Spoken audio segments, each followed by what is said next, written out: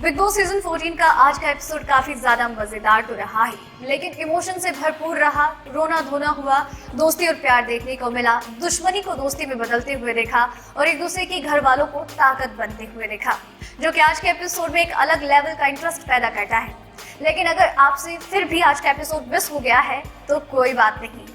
नमस्कार दोस्तों, मैं हूँ आपके साथ वैशाली गोगिया और चलिए मैं आपको बताती हूँ आज के एपिसोड की हाइलाइट्स के बारे में। तो दोस्तों, वीकेंड का वार खत्म हो गया था और इसी हफ्ते से शुरू हो चुका है टिकट टू फिनाले वाला टास्क। और इस बात का एहसास उन्हें सुबह से ही होने लगा जब घर वालों की सुबह की शुरुआत एक गाने से की, जहां पर हिंट था आने वाले वक्त के लिए। घर वालों ने इस गाने को एंजॉय तो किया ही, पर साथ ही में एक टेंशन भी थी कि आज क्या कुछ होने वाला है।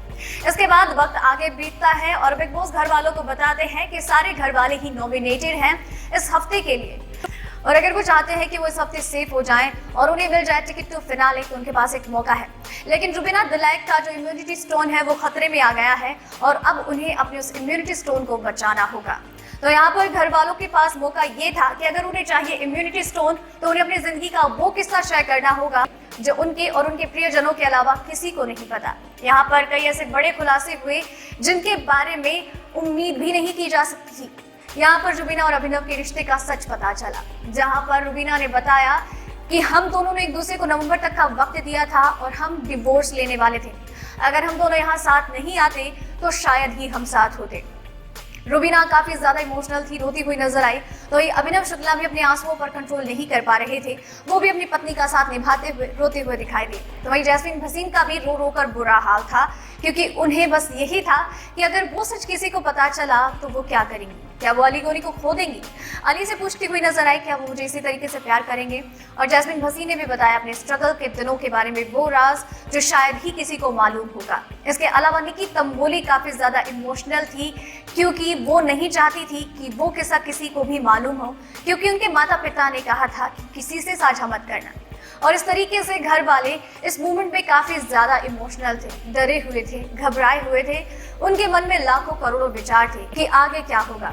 इसके अलावा एजाज खान ने भी वो खुलासा किया जिसके बारे में उनके परिवार में किसी को नहीं मालूम। एजाज खान ने बताया कि उन्हें टच से डर लगता है और इस बारे में सिर्फ उन्हें और उनके डॉक्टर्स को मालूम है, ना कि उनके अब्बा या फिर किसी और घर वाले को। उन्होंने बताया कि जब वो छोटे थे तब उन्हें फिजिकली अब्यूज किया गया था, उन्हें मोलेस्ट किया गया था और उस वक्त उन्हें इस बारे में समझ नहीं थी, तो वो किसी को ना कुछ कह पाए ना बता पाए। जब इस बात का एहसास हुआ तो वो कुछ और कहने के लायक नहीं रहे।